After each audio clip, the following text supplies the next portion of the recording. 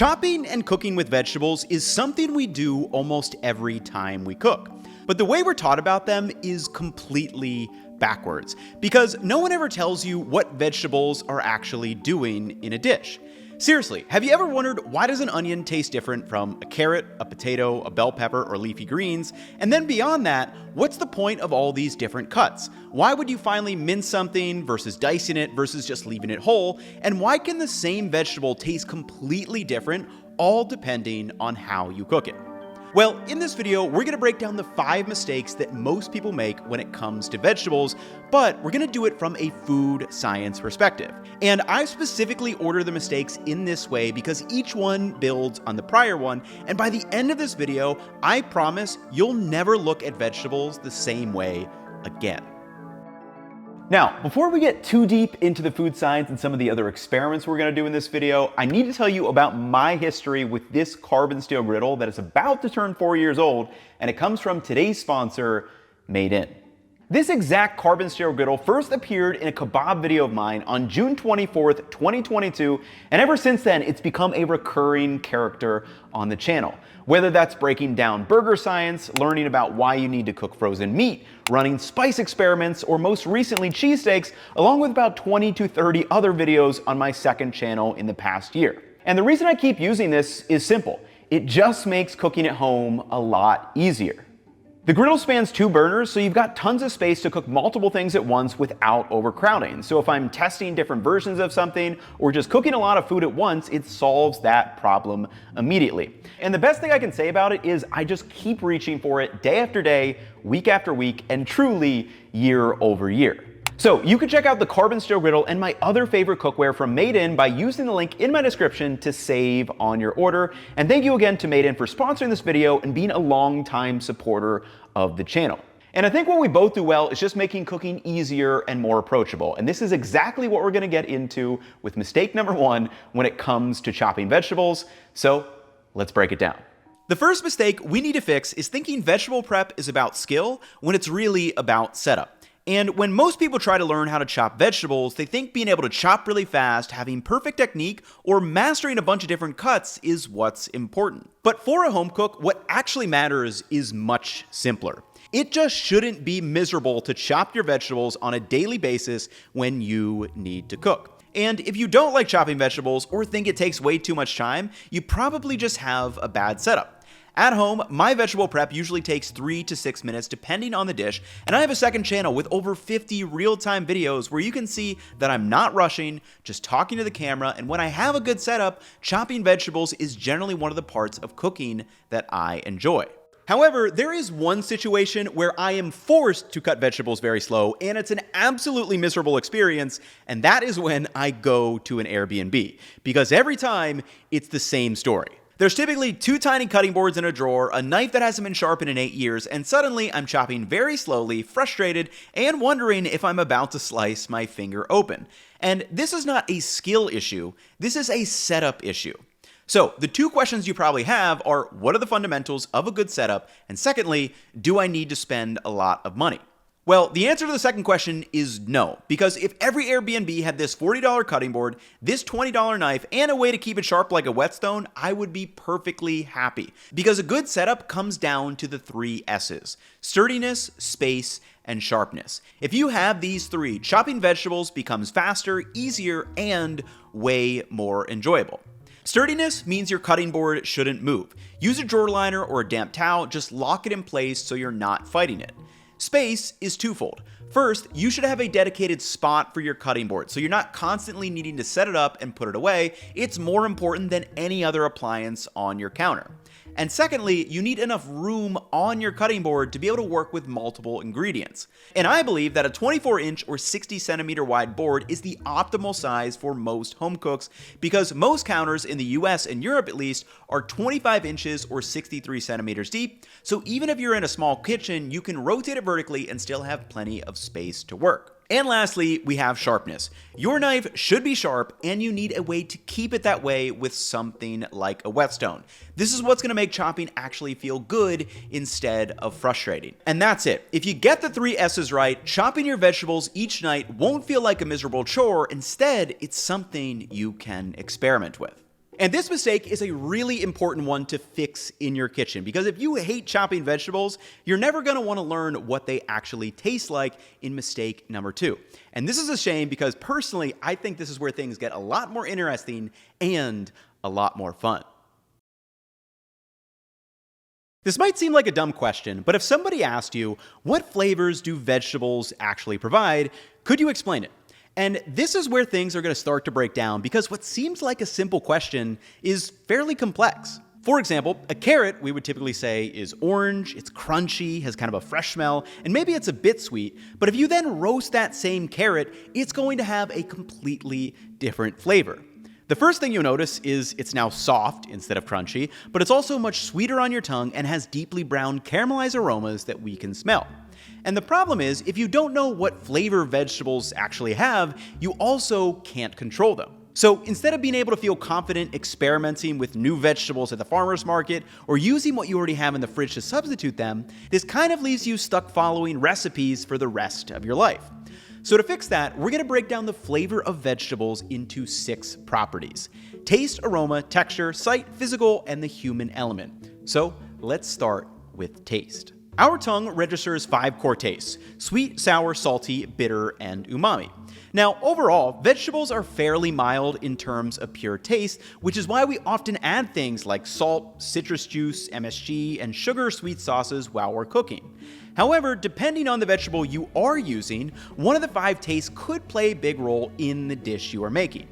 And the question that I always had is, where do these tastes come from? Like, what signals in our brain that makes a sweet potato sweet or arugula taste bitter? And as it turns out, the tastes we experience are tied to specific types of molecules, and vegetables, like all food, are just made up of molecules. At a basic level, most raw vegetables are 80 to 95% water, 3 to 15% carbohydrates, which includes things like sugars, starches, and fibers, 1 to 5% proteins, 0 to 1% fats, and about 1 to 3% other vitamins and minerals. So let's take a look at what vegetables actually taste like, starting with sweetness. Sweetness usually comes from sugars like fructose, sucrose, glucose, and maltose, and both the amount of and type of sugar matter. And you might be surprised to learn that in the United States, around 55% of sugar production actually comes from a vegetable, sugar beets, because they are high in sucrose. However, in order to extract that sucrose, they are first cooked with hot water before being evaporated and concentrated down into table sugar. And that's because when raw, most vegetables don't taste especially sweet. However, when we cook with them, that sweetness can become much more noticeable, and if you've ever wondered why, there are usually 4 mechanisms at play. First is evaporation. As the water cooks off, everything else will become more concentrated, including the sugars. So even though the total sugar doesn't change, it tastes sweeter because there's less water diluting it. Second is structure breakdown. When vegetables cook, their cell walls start to soften and break apart, and this is going to release sugars that were trapped inside and make them easier for your tongue to detect. Third is chemical conversion, and this is a big one for certain vegetables. For example, in sweet potatoes, heat activates enzymes that break the starches down into simpler sugars like maltose, so we are literally creating more sugars during cooking. And then fourth is reducing masking flavors. A lot of vegetables will have sugars, but also have bitter, sulfurous, and other harsh compounds that can mask their sweetness. However, when we cook with them, a lot of those harsher compounds will mellow out, making the sweetness easier to detect. And one of the things that surprised me in the onion deep dive I did a few months ago is that sweated onions are actually perceived to be sweeter than caramelized ones because there are no masking flavors.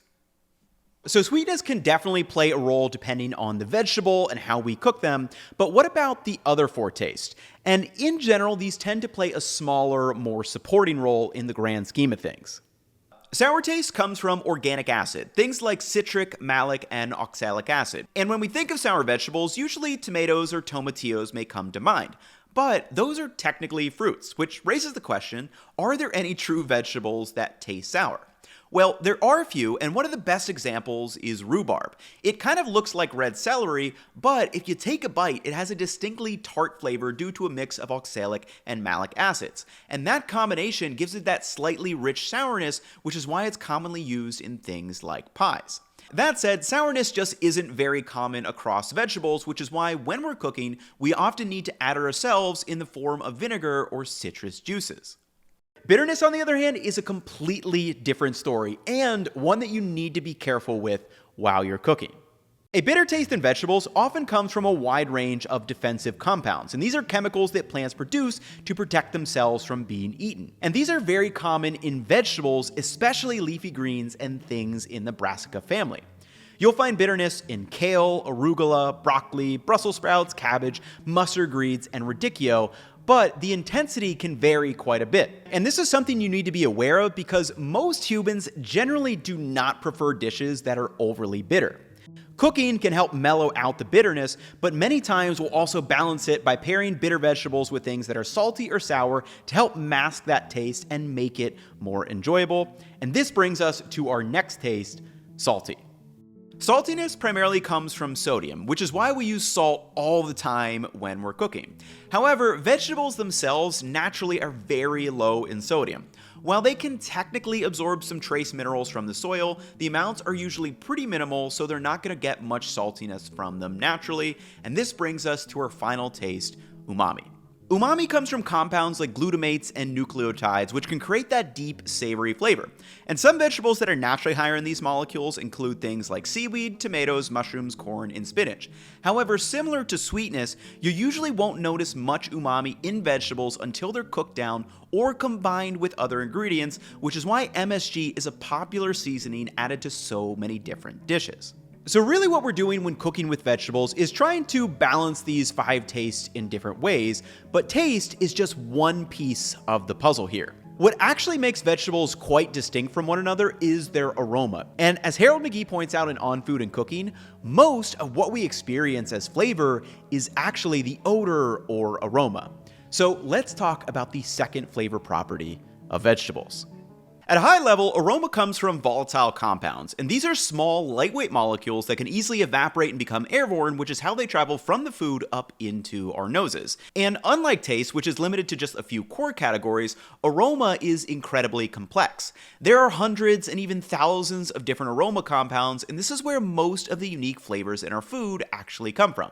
Now, we could spend 10 hours going through what every single vegetable smells like and how it changes when we cut and cook with them, but for purposes of this video, it's helpful to think about the aroma of vegetables into broad categories. Because once you start seeing these categories, you're going to notice 2 things. First, many of the dishes we cook are often a combinations of 2 or 3 broad aroma types that complement or contrast each other, and second, it makes substitutions a lot easier. For example, instead of needing to run to the store for an onion, you can ask yourself, do I have something that plays the same role as an onion in this dish, and maybe reach for some shallots or leeks instead? So let's quickly walk through these categories. First are sulfurous and allium-based vegetables, which includes things like onions, garlic, leeks, scallions, and shallots. Second are green grassy and fresh aromas, which includes things like celery, spinach, green beans, zucchini, snap peas, and green bell peppers. Third are kind of earthy vegetables. Think of potatoes, mushroom, beets, parsnips, or sweet potato. Fourth are sweet and nutty aromas, which includes peas, corn, squash, and carrots. Fifth is fruity and floral, which includes tomatoes and certain red and orange chili peppers. And then the last group is what I'd call the herbaceous category, which includes things like parsley, cilantro, basil, dill, and fennel. And herbs aren't technically vegetables, but they are plant leaves that we use in very similar ways to provide aroma to many dishes. And if you want to see a practical example of me swapping in a ton of different aromas into a dish, the lo mein video I just made is a great example. I made 3 different versions where I swapped out the aromatics using only garlic in one, garlic and ginger in another, then adding Thai chilies to a third, while also changing up the bulk of the vegetables. And each version tastes and smells quite different because of the vegetables I use, but all of them work because I'm maintaining a similar balance of the aroma. Now, there is another reason why that dish works so well, and that is also because I'm balancing the textures. And this is our next flavor property, and one that's very often overlooked. And a great example of this when it comes to vegetables is iceberg lettuce. Because iceberg lettuce barely has any taste or aroma, but we still use it all the time in salads, sandwiches, tacos, and more because of that crispy, refreshing crunch that it brings to a dish. So let's talk about texture. At a basic level, texture is how food feels when it touches your lips, tongue, and teeth. And one of the great things about vegetables is that they have a really wide range of textures. You can think about categories like crunchy, crispy, snappy, tender, soft, creamy, fibrous, juicy, and chewy, though there are definitely more. And when it comes to texture, there are two big things to keep in mind. First, many vegetables actually have multiple textures at once. For example, a cucumber is both crunchy and juicy, and a roasted vegetable might be crispy on the outside but soft in the middle. And secondly, these textures will change a lot depending on the ripeness and how you cook them. And a big part of what makes food enjoyable is the contrast between the textures, which is why lo mein works so well. The protein is tender, the noodles are chewy, so you balance it out with vegetables that bring crunch and crispness. Now, what if I told you there was a vegetable in one of those lo mein dishes that I didn't choose for its taste, aroma, or texture, but for how it physically feels when I eat it? And those were the Thai chilies. I chose Thai chilies because they are spicy and wanted to feel a little bit of pain while I was eating it, and this brings us to our next flavor property, the physical element. Now, the physical element is a little bit different because it's not technically a taste. Think about it. Why do raw onions or garlic make your nose sting, and why do chili peppers feel like they're burning your mouth? These aren't tastes like sweet or salty, and they're not aromas either. They're sensations. Your body is literally reacting to the food. And when it comes to vegetables, there are kind of four main physical elements to think about. First is temperature, which is pretty straightforward. It's literally just the temperature of the ingredient. Pairing something like a chilled cucumber salad next to hot salmon creates contrast that's way more enjoyable than if those cucumbers were also warm. Next is pungency. This is that sharp, stinging sensation you get from things like raw onions, garlic, radishes, or mustard greens, and these foods create reactive compounds that irritate our eyes and nose. Third is astringency, which is that dry, slightly rough, puckery feeling in your mouth. It's most commonly associated with wine, but you'll also find it in some vegetables, especially leafy greens. And finally, we have spiciness, my favorite. This sensation comes from capsaicin, which activates your pain receptors and creates that burning feeling. And it's exactly why I like that spicy beef lo mein so much. Okay, so I'm going to pause here for just a second because we've covered a lot of information so far as it relates to the taste, aroma, texture, and physical element of vegetables. And let me know if some of this is starting to click down in the comments below. Maybe something is making a bit more sense now, like why certain vegetables get sweeter when you cook them, why carrots, onion, and celery are often used together, or why you prefer certain vegetables because of their texture or spicy elements. And while you're thinking about that, I'm going to quickly walk through our remaining two flavor properties, sight and the human element. And these are interesting because they shape how we experience food before we even take a bite. The fifth flavor property is sight, and vegetables play a large role here because they bring a wide range of colors, shapes, and visual contrasts we can see with our eyes. Think of bright pink pickled onions, adding scallions to braised meat, or choosing a number of different colored vegetables, which all will shape our perception of a dish without needing to take a bite. And our final flavor property is the human element. We experience food through our emotions, memories, and cultural associations. And this is why the same vegetable can feel completely different from one person to another. For example, if you had a bad experience with a certain vegetable as a kid, you might still avoid it to this day no matter how it's prepared. And on the flip side, certain flavors can feel incredibly comforting because they're tied to something familiar or nostalgic. So now that we've gone through these 6 properties, you should start to see that flavor really has so many different layers to it, and every vegetable is going to contribute to those in slightly different ways based on the molecules they are made up of. However, as I've been hinting at, these molecules don't stay the same. They're going to change based on how we cut the vegetable and how we cook them, which brings us to mistake 3. Because if you've ever wondered why cutting changes the flavor of vegetables, it's quite simple. The more we change the structure of the vegetable through cutting, the more we change how these flavor properties are going to show up. And to test this, we're going to run a simple experiment. So I took 3/4 of an onion, one I left whole, the second I cut into a large dice, and the last one I grated so it would completely disperse into a tomato sauce. And the question we are asking here is, how much does the onion flavor actually change when we use the same cooking method, but cut it in 3 different ways? So I'm gonna let these sauces cool down just a bit and then get them set up for our taste test. So while I do that, let's break down exactly how cutting changes the flavor of vegetables. There are a lot of different ways that you can cut a vegetable. For example, in The Professional Chef on page 622, they list 8 standard vegetable cuts, and then there are 5 more on the next page. However, even if you memorized and knew how to perfectly execute all 13 of them, the real question still remains. How does the flavor actually change, and how do I decide which of these cuts to use at home? And as it turns out, all of these fancy knife cuts are really just changing 3 things that can influence the flavor. First is how many cells you're breaking open. When we cut or slice a vegetable, it ruptures the cell walls, which will then release the water, sugars, aroma compounds, and all the different molecules that we talked about, where they can then change and react during cooking. Second is how much surface area is created. So the more surface area will change how quickly something cooks, generally meaning more evaporation, faster browning, more caramelization, and also more places for sauces, fats, and seasonings to stick to. And then third is the overall shape and structure of the vegetable. This is going to change the texture, the visual appeal, and how it feels when you actually eat it. And really all these cuts are just slight differences in the flavor outcome. And this is why when you're deciding how to cut your vegetable at home, the question you should not ask is what is the right cut to use, but instead a more useful one is what flavor outcome am I trying to create? Because sometimes it's not going to matter all that much. For example, if a recipe calls for a medium dice and you go for a larger dice, the difference is going to be fairly small. But what I do want to do is show you 3 different examples that make a difference in how I decide to cut my vegetables at home, not because it's the correct way to do it, but to explain my thought process behind them. And the first one is cutting vegetables to match the size of the other ingredients. And a good example of this concept was a cucumber salad I made on the Cookwell channel a few weeks ago. And when I cut up the cucumber, I chose these larger, kind of cube-like pieces. So why did I do this? Well, I wanted a shape that would let me scoop up the salmon and cucumber together with a spoon and get everything in one bite. And this is the same exact thought process that I use for these tomatoes in the pesto pasta, the vegetables I chop for my fried rice, or finally mincing the red onion and tomato to match the size of the corn in this roasted salsa.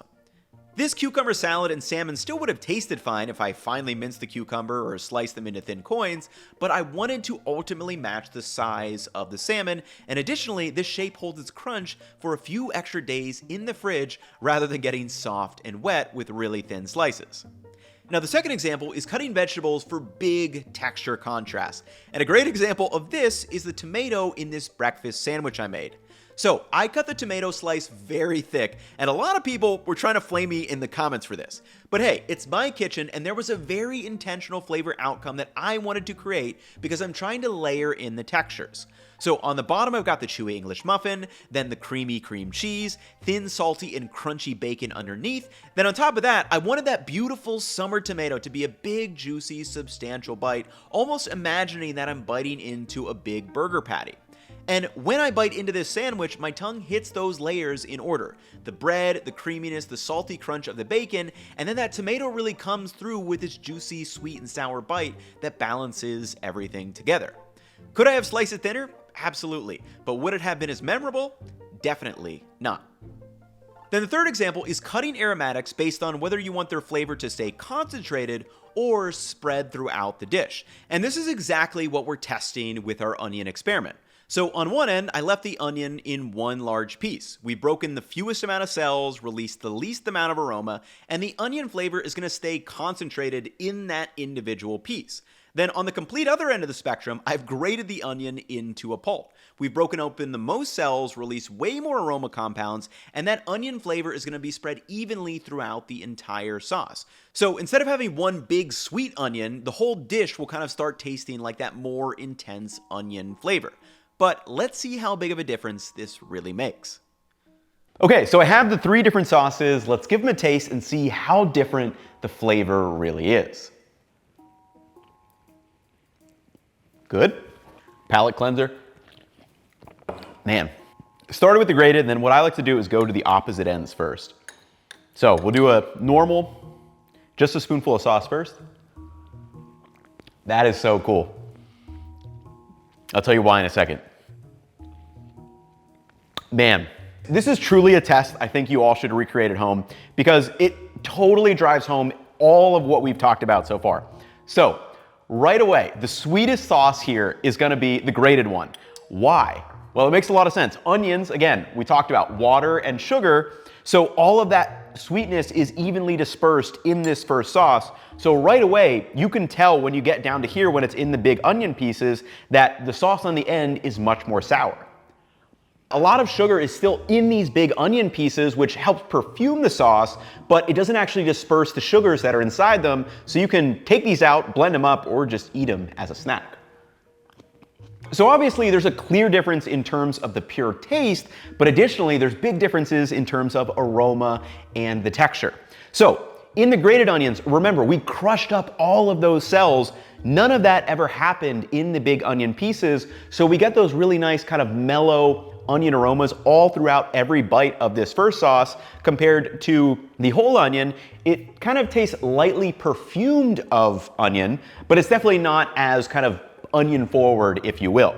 And then from a texture perspective too, obviously, you know, the grated onion is kind of integrated within the sauce. The middle, there are these big chunks that you can kind of still feel, and then you have the bigger onions on the end. And all of this ultimately is just down to preference, but it just goes to show that how you cut your vegetables really does matter, and ultimately what you're trying to do is control the flavor outcome.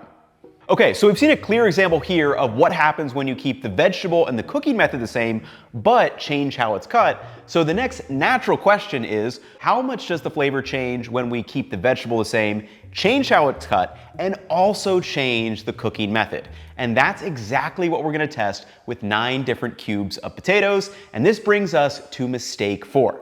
So let's break it down. There are so many different ways you can cook a vegetable, and here are 15 quick examples. Bake, blanch, boil, char, deep fry, pickle, poach, saute, sear, shallow fry, smoke, steam, stir fry, and roast. And looking at this list, it seems like all of them are completely different. However, what if I told you they have way more in common than you think? Because every cooking technique is just triggering different physical and chemical reactions. Things like cell wall breakdown, evaporation, dehydration, gelation, the Maillard reaction, caramelization, and pyrolysis. And most people completely ignore these or don't even realize they're happening, but it's these reactions that are actually driving the changes in the flavor of the vegetables when we cook them. And when we switch cooking techniques, we're really just controlling 4 things. First is what types of reactions can happen. For example, if you boil a vegetable, it's never going to get hotter than the boiling point of water at 212 degrees, so no Maillard reaction or browning is able to occur. Second is how much those reactions happen. So if you only sear or char a vegetable on one side, this means you're only getting the Maillard reaction and pyrolysis on that single side. Third is where they happen. So if you roast a vegetable, the outside can brown and develop flavor, but the inside is going to stay soft and relatively unchanged. And then fourth is how fast the reactions happen. If you saute a potato on low heat, it's going to evaporate slower compared to dropping it into hot oil. And if you want a more detailed and specific example of this, I actually broke this down in an onion video of mine a few months ago, where I took onions through 6 different levels of cooking. So in that, I compared things like evaporation, cell wall breakdown, aroma development, the Maillard reaction, caramelization, and even pyrolysis, showing how each one of these changes as you cook them in different ways. However, for today, I thought it would be kind of fun to do a little test with 9 cubes of potato. So I have 9 equal-sized potato cubes, and I'm going to cut them in 3 different ways. First, I'm going to leave 3 as a cube. Second, I'm going to cut 3 of them into thicker, even-sized planks. And the last one, I'm going to cut very thin, almost like square potato chips. Then I took those 3 cuts through 3 different cooking methods. First, I boiled them, then I sauteed them, and lastly, I fried them to create this matrix of different flavor outcomes, all by changing the cutting and cooking method. So let's take a look at what these taste like.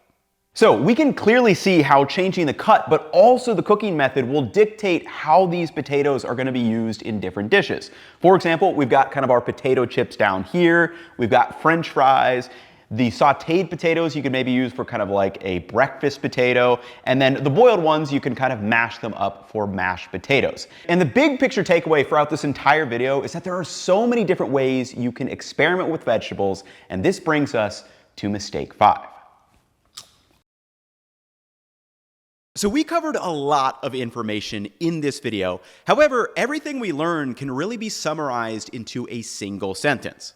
When you're cooking at home, there are three main decisions you need to make. First, what vegetable you choose. Second, how you cut that vegetable. And third, how you cook it. And as we've seen, those three things are what can create thousands of different flavor outcomes. Think about it. If a typical grocery store carries at least 40 different vegetables year-round, and you have 8 different ways to cut them and 15 different cooking techniques, that's 4,800 possible outcomes. And that's before you even start adding sauces, spices, fats, or different proteins, which can feel a bit overwhelming. However, I think the bigger issue for a lot of home cooks is being afraid to experiment. A lot of us may think that there are right or correct ways to cook something and just always want to follow what the recipe says. However, cooking isn't something you can truly master. It's something that needs to be explored. So the next time you're at the grocery store or farmer's market and see a vegetable you've never used, buy it. If you want to cut something in a way that feels a little unconventional, do it. If you want to try a cooking method that sounds weird for the vegetable you chose, go for it.